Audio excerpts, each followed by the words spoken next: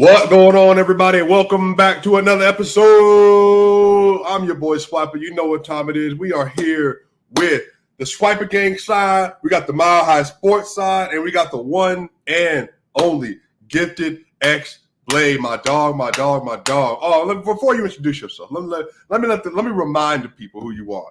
All right, so Gifted, one of my favorite content creators. My man, straight out of Detroit.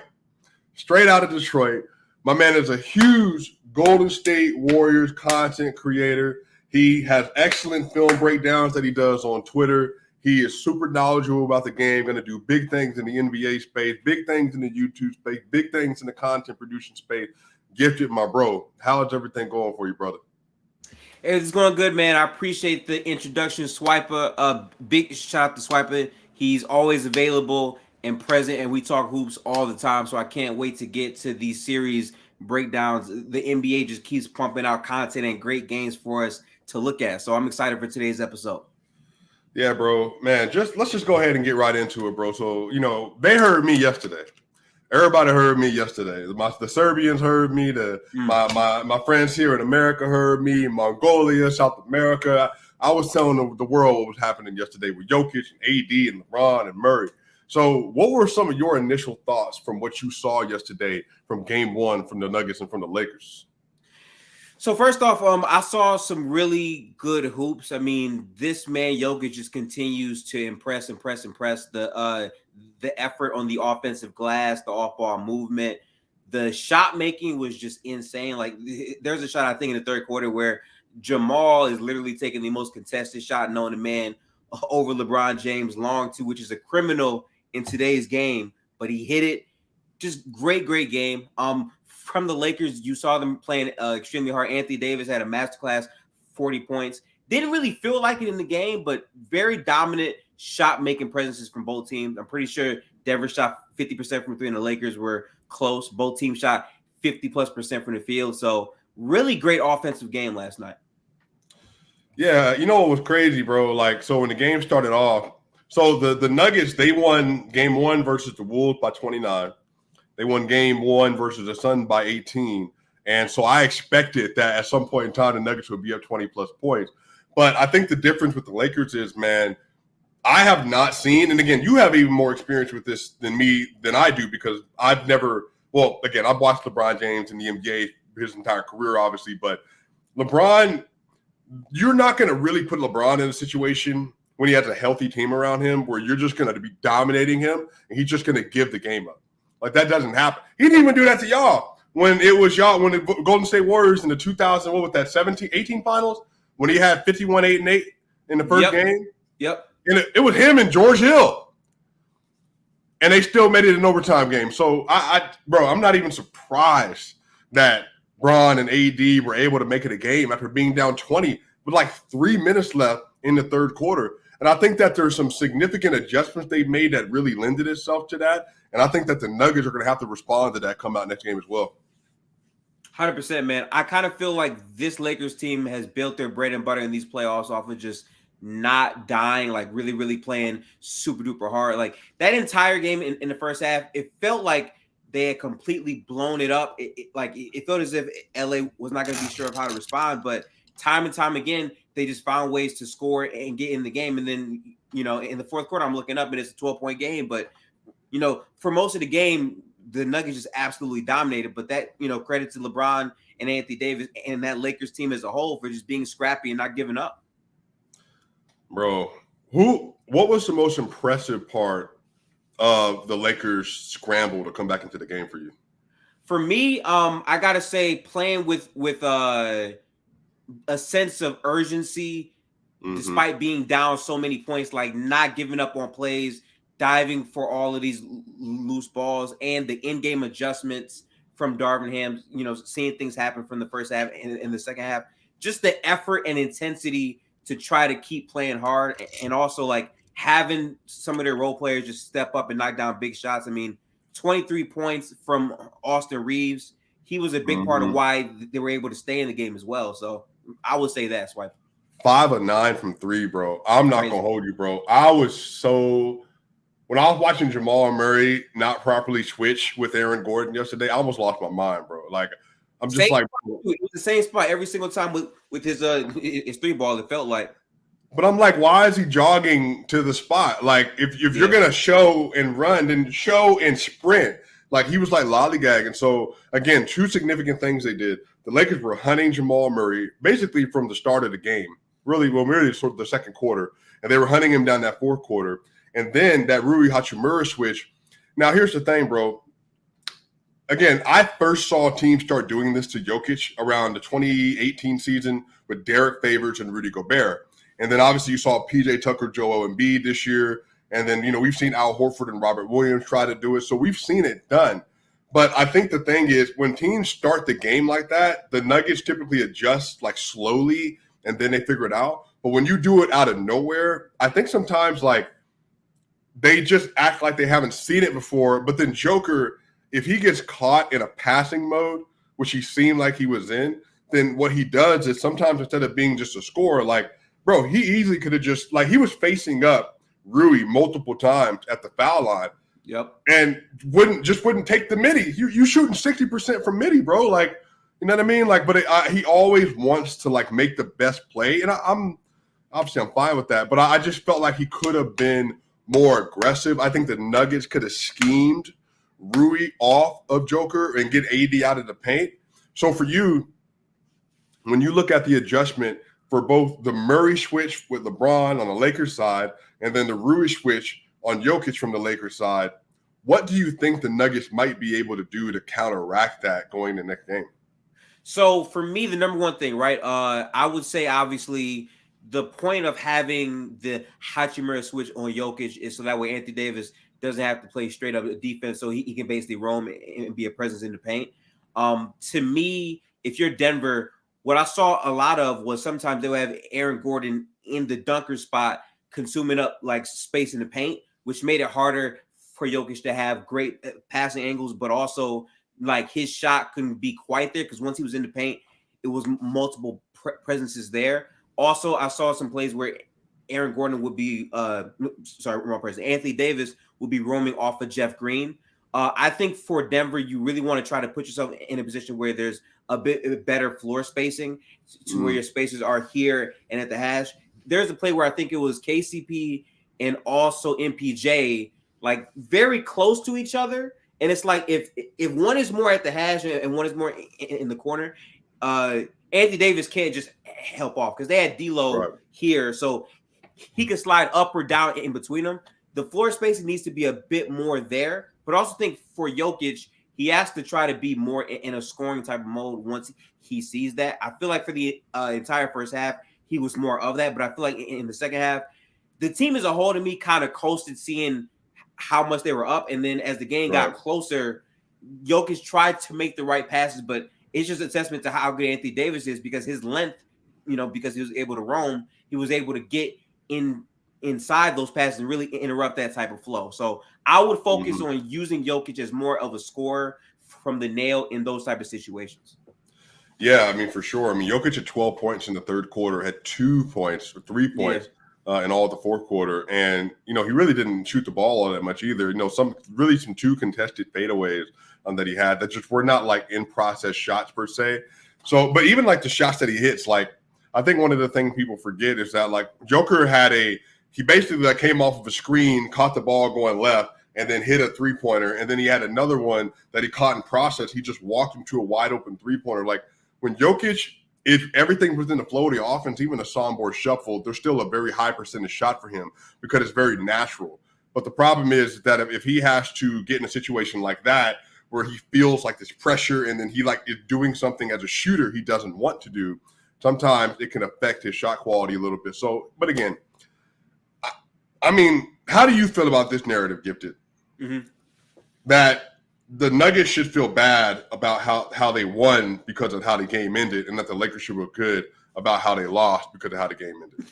So I really hate these narratives because ultimately playoff basketball is playoff basketball. A win is a win no matter what it is. If anything, I think if you are a Denver Nuggets fan, you should be feeling happy because you were able to win a game where you saw them make such a critical in-game adjustment and you still overcame it. So now you have more film to actually see, okay, where did we mess up? Where can we be better? If you're the Lakers, you have to feel really strong about how you had LeBron hunting Murray at the end of the game and finding those switches and how you were able to fight back so hard in the first game. But at the same time, you have to be prepared for the adjustment that they're going to make. Right. Especially with how they were so willing to have Aaron Gordon shoot threes. If the Nuggets use Aaron Gordon more as an off-ball screener in those types of actions, the offense will open itself up a lot more. So I don't like those narratives because at the end of the day, playoff basketball comes down to winning the game 1, game 2, or whatever, and it's the first Right. to 4. Well, and too gifted. Like, I think one of the things that I love about, and again, this is somebody who's covering the Nuggets. The Warriors did this. The Cleveland champion Bron team did this. The Miami Heat Bron team did this. The Bucks versus the Suns did this. The best teams, typically, they have the easiest process. And they have the most replicable process. The Lakers, for me, when I watched that game, and you can look at Shot Quality on Twitter. Shot Quality is a great site, by the way, y'all. If y'all not following them, they basically track how, based on your shot quality, did you over or underperform relative to the shots that you were getting. Mm-hmm. And again, the Nuggets won 132 to 126, but based on the shot quality that was allowed to both teams, the Nuggets should have won that game 120 to 111. So they should have won by 9. But because the Lakers overperformed to a higher degree than the Nuggets overperformed. So for me, it's like this, Gifted. The Lakers shot 46% from 3, bro. They've shot 33% from 3 in the playoffs so far. They were 11 to 24. They shot 55% from the field, which, again, 2-pointers. Great. They shot 23 to 26 from the free throw line. But if I had to say, Gifted, if I'm going to trust a team to have better offensive process regardless of who's on the other side of the court, well, then I'm going to trust the Nuggets. Like, I think people have this misconception sometimes. Like, the Nuggets have traditionally not struggled versus elite defenses, Gifted. In particular, when you have elite big men, like the Nuggets struggle with guards or wings because that's Murray. Now you're disrupting the DHO, you're disrupting the pick and roll, all that stuff. But, if you're basically saying that, Austin Reeves is a decent defender. Schroeder, small, but he's a good defender. LeBron obviously can be a good help side defender at times still as well. But their whole defense structures around Anthony Davis. Well, the Nuggets can figure out ways to score around that because they don't rely on just threes. They don't rely on just paint points, and they don't rely on just mid-range. Gifted. Their calling card is being very good to great at every single one of those things. So I think for me, LeBron is the ultimate chess piece because the way he's able to manipulate the game down the stretch, like that whole Jamal Murray fourth quarter was him. Crazy. Like the fact that he was able to he knew that the Nuggets were so desperate to not give up this match that he was literally, as soon as he got it, took Jamal straight to the rack and let him double, let him show. You dig too deep, Austin Reeves corner 3. You dig too deep, Austin Reeves wing 3. And then on top of that, if they do try to do that little show and go, then he's like, bro, well, I'm going to beat you over here because you're not even getting out here fast enough. And I'm going to trust Austin Reeves to finish the play. So for me, that's like I'm get to you again. You tell me, because you might see the game differently here. I just feel like as good as the Lakers are, they really, for me, can only beat the Nuggets in this series. And I would even say in game 2 to minimize it, if LeBron James is able to dictate terms to the degree that he was able to, if not a little bit better than he was last game. I think that the Lakers are going to look to LeBron to be in more post actions because I feel like the hunting of Murray made so much sense. A, because it's a good advantage, but B, when they try to double or blitz that, LeBron is still one of the best passers, so he's able to make a good read. But the biggest thing is you want to put one of their best scorers in foul trouble. And if you're able to expose Jamal to that, it puts more pressure on the Nuggets offensively to find other ways and counters to get through the game. And for this Lakers team, all playoffs long, they have won games based on their defense, slowing down the pace, getting to the free throw line, and beating you up a lot more. And LeBron in the post calls back to that identity way, way harder. So to me, starting Dennis was a cool thing they tried, but I don't think that's going to be the best way for them to have success. I think for game 2, they're going to try to match them with more size because obviously Denver has length at pretty much every position. So answering that call early on and using LeBron more in those post type of situations is key, because I feel like LeBron and Anthony Davis against this defense can actually create pretty solid advantages, but it's a matter of consistency and sticking to it. Because on defense, what is going to give Anthony Davis a problem is Jokic is constantly moving off ball screens, flare screens, popping out, popping in. And AD is so concerned with his movement sometimes that he's not able to be at the rim stopping everybody else. And that's the Nuggets' key to success in that matchup as well. So for you,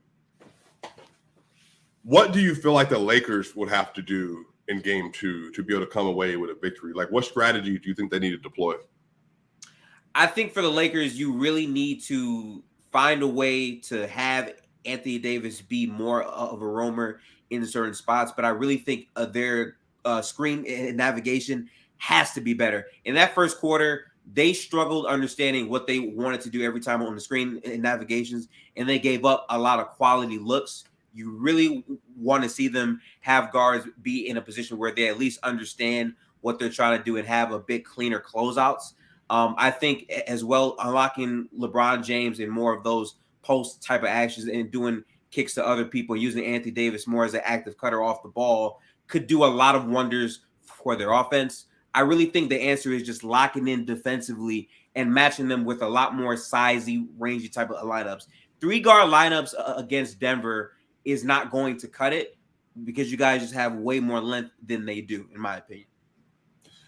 So okay, let me say this. So when it first came out, like right before the game, that Dennis Schroeder was starting with D'Angelo Russell and Austin Reeves and LeBron, I'm like, all right, so they must be planning like heavy pick and roll. Like that must be their strategy. They're just kind of like, we're going to put 4 ball handlers on the court and we're going to attack Jokic and Murray consistently.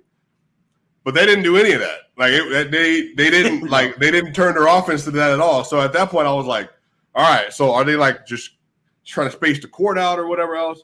And it absolutely defeats the purpose, by the way, of starting Dennis if you're not going to like use it, because the point is to give yourself a boost offensively. If that's not there, you're giving up a lot more on the other end. And there were times like it was most of the plays where Dennis would have the ball and he wouldn't drive to the basket. He would take this in between type of shot and not consistently put pressure on the basket. If you're getting that, you might as well go taller and not do that, in my opinion. Right. Yeah, and I think that so the only player that really threatens them respectfully as a pick and roll player is LeBron. Like they just went an entire series versus Devin Booker and Kevin Durant, and then before that, Anthony Edwards. Like the Nuggets aren't afraid of. Again, Dennis Schroeder is good. Austin Reeves is good. D'Angelo Russell is good. But, like, they are not even close to the level of paint pressure or mid-range threats as those 3 other dogs they just got done playing in the second and first round. So, I think in this situation, Gifted, it's like LeBron, he made 3, I think in the second quarter to third quarter, he made 3 incredible thread-to-needle passes between Jokic and Gordon. Because, LeBron, bro, like, he doesn't – like, the thing about LeBron that makes him such a great passer because he's so powerful and so tall, he doesn't have to, like, change his body position. Like, he literally can be standing straight up, and he'll just, boom, like a bounce pass or, bounce pass or chest pass right through the gap. And then AD is wide open lane. He's doing a floater, doing whatever else. So, I mean, really, man, the only player that really concerns me there is that. I mean, Austin had a couple pull-ups he tried to hit. On the other side of this too, though, bro, I think for me, what I would do if I was the Lakers, I'm starting. I mean, I don't know, bro. Let me ask you: are you starting D'Angelo Russell or are you starting Dennis Schroeder? No. For me, D'Lo's value is predicated on him making down shots. I think defensively, he's not going to offer you as much as what Dennis will. Right. Me personally, I would probably start Rui in place of one of them. I think I would lean Dennis for the defensive side of the ball a bit more than D'Lo. D'Lo was abysmal last night, but he's a real up and down player. Like his highs can be super duper high. His lows can be really, really low. So I might go with Dennis over D'Lo. Oh, by the way, Gifted, somebody asked a great question. And by the way, never be afraid to ask any questions in here, y'all. Yeah. Somebody said, don't mean to be stupid, but what is a DHO? You want to explain what a DHO is from Gifted? Yes. So a DHO is code for a dribble handoff. Teams like the Nuggets, the Warriors, Miami Heat, like they have bigs who are predicated on basically having the ball in a certain spot, scoping out the area, and then there's off-ball movement from guards or wings who can move behind the ball, and you essentially hand them the ball to that spot to where once they catch it, they can either shoot the ball, attack a closeout, or create a dribble drive or go right into another pick and roll. There's multiple offensive actions that can be triggered off of a DHO, but right, that's what DHO is. The best image for me is Draymond Green literally dribbling the ball from one side of the nail to the other side of the court, dribbling the ball, random handoff, screen to Steph Curry, and then like a wide open three. So, yeah, again, that's one of my favorite actions of basketball. So, yeah, for me, Gifted, I would start Dennis Schroeder if it was me. They're not going to. D'Angelo Russell will start. He's going to start. He's going to start. Facts. Yeah. D'Angelo Russell, Austin Reeves, LeBron James, Rui Hachimura, and Anthony Davis. That would be my go-to starting five if I was them. And I think that then brings who comes off the bench then. So that would be Dennis Schroeder off the bench, Jared Vanderbilt off the bench, and Vando? Or not Vando. Who would be off the bench besides those two? Troy Brown? Troy Brown will be there. I'm not sure how much tick Troy Brown is going to get in this series. I'm not going to lie. Vanderbilt's an interesting pick because he's supposed to give you more value on the smaller guards. I think his length could help, but at the same time, he is a offensive negative. You're just going to let him shoot. Right. What kills me about the Lakers, and I've said this ever since they got him, they don't run enough actions using him off the ball to make him less of an offensive negative. But it's too late now, so we're here. So, yeah, I don't know. Well, Lonnie Walker, too. So, yeah, I think – and again, Rui Hachimura, like for all the stuff the Lakers are talking about shot variant, Rui Hachimura shot 8 of 11 yesterday. Yeah. So, yeah. I'm just like, again, I don't know. I feel like the score tomorrow is going to be like 105 to 97. I feel like it's going to be a low-scoring game. But I could be wrong, though. I could be wrong. I really want to see what these two teams look like when they're both not knocking down perimeter shot. Like for instance, right? Game 2 of the Nuggets versus Suns, right? Like how I think Jamal had like 9 points and it was like a really struggling night, but you guys put out that win. I want to see that versus a Lakers team here because I feel like a lower scoring environment would favor them because they're able to really command the whistle and get to the free throw line more. And that's a big part of who their team is. So seeing a low scoring game between both teams and seeing how you guys close out down the stretch would give us a really keen insight into really what the series can look like. I think in game 1, we saw offensive explosion for both teams. Let's see the inverse of that in game 2. That's what I want to see. Yeah, I'm actually really curious. The Nuggets have just been really good at closing out like some of the defensive-minded games. But, again, I guess this kind of points to the other question, though. How much do you believe in the Lakers' offensive firepower and in their shot making? Like, how much do you believe in that relative to playing versus Denver?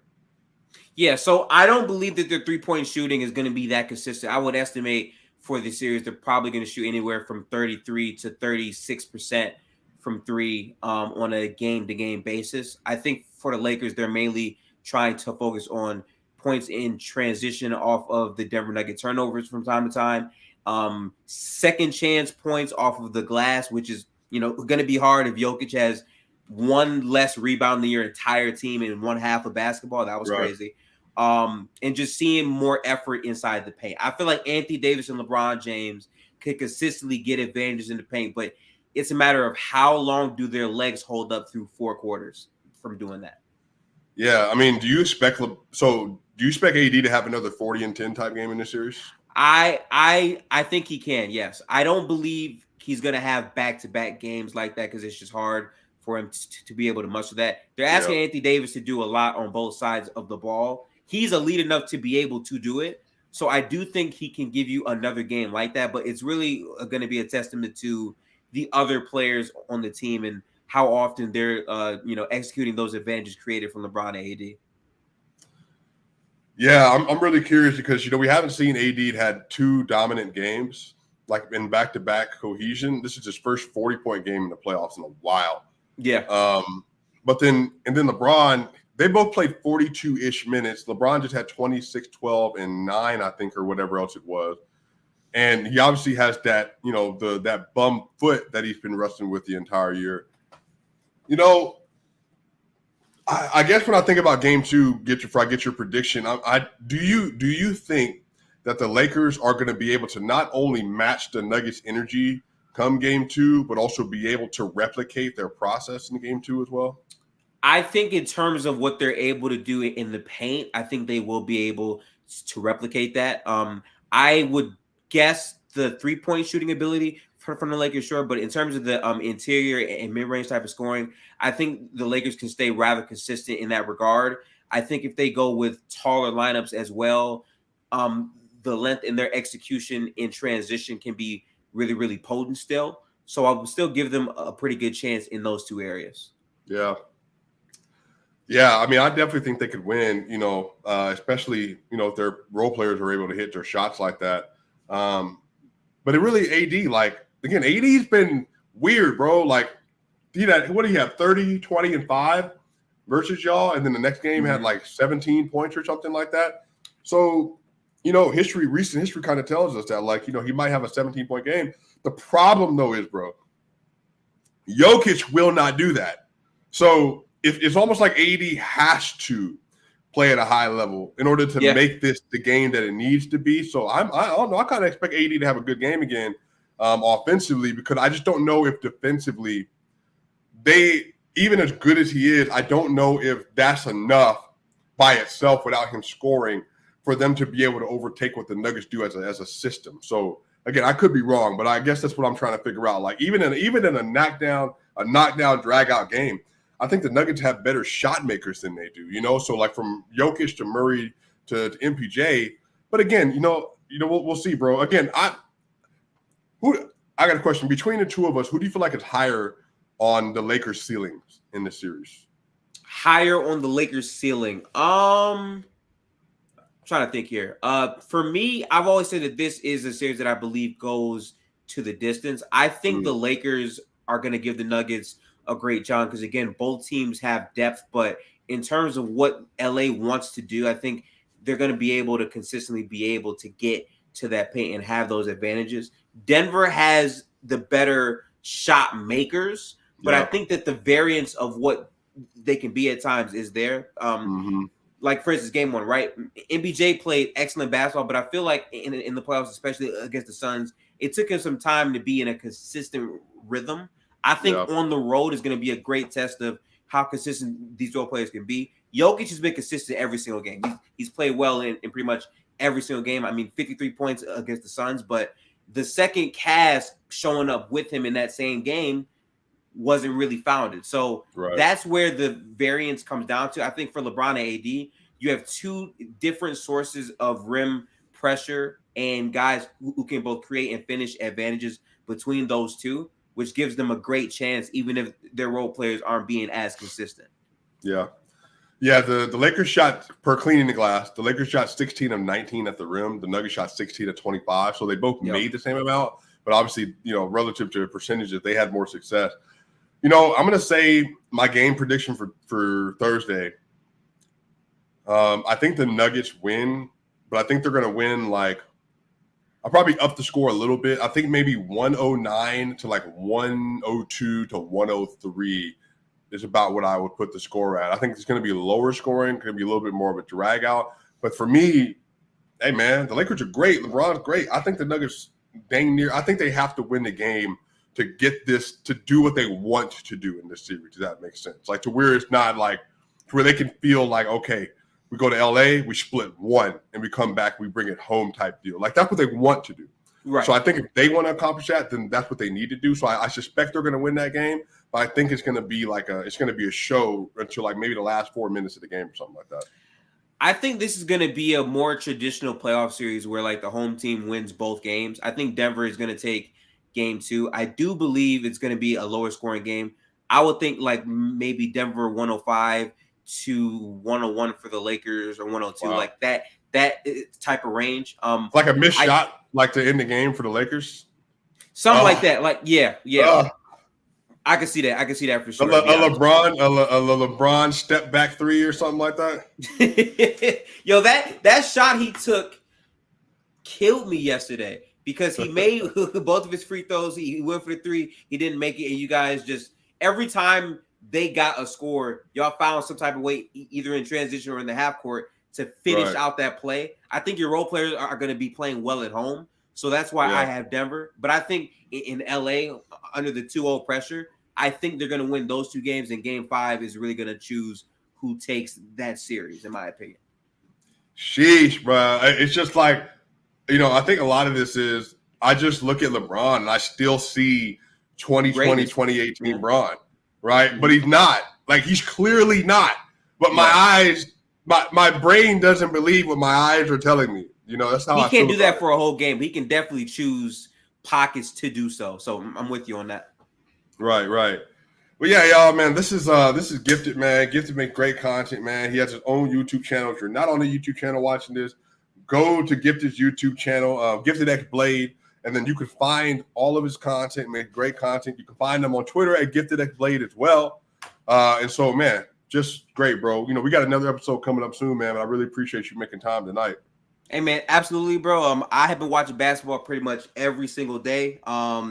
I run up constant live game streams of all the games that take place on my channel. I've changed the name of my YouTube to Gifted Hoops, and I also have a podcast under that same moniker on Spotify, Apple Podcasts, and everywhere where you take in podcast consumption. So I'm constantly focused on the playoffs because right now these are the most critical games of our season, and there's so many player narratives that get broken. Like Jokic can't play defense, so that's why he can't win a title. I never subscribed to those types of things, but now in the playoffs, it's put up or shut up, and we get to see what's right and what's wrong. So if you like that, tap in with me and follow me on YouTube at Gifted Hoops and on Twitter at Gifted X Blade.